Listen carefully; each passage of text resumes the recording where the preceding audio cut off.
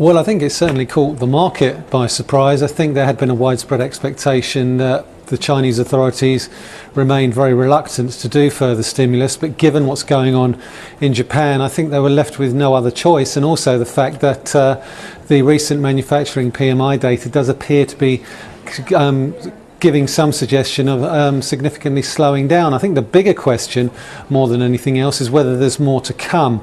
And I think that really is what markets are fixating on at the moment. We certainly saw the reaction on Friday. It was very positive in terms of risky assets. My underlying concern, I think, more than anything, is will it actually make a difference to the GDP story, and will China be able to hit its 7.5% GDP target for this year?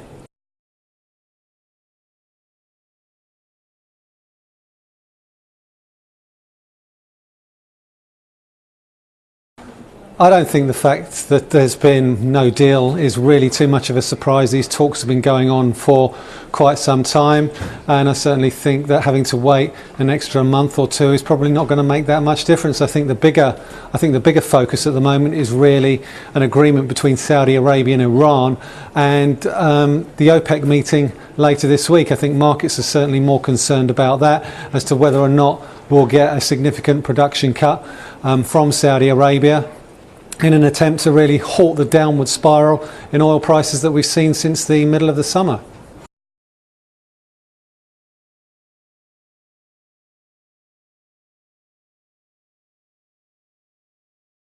I think it's a welcome sign that German investor confidence or business confidence is starting to return. Can we breathe a sigh of relief?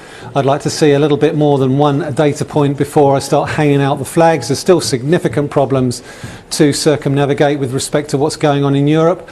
Mr. Draghi on Friday suggested that there remain significant concerns on the ECB Governing Council about decreasing price pressures. So, it's on the face of it, it's a fairly positive factor, but I really would like to see a more significant data points come out over the course of the next few weeks to suggest that maybe we're over the worst.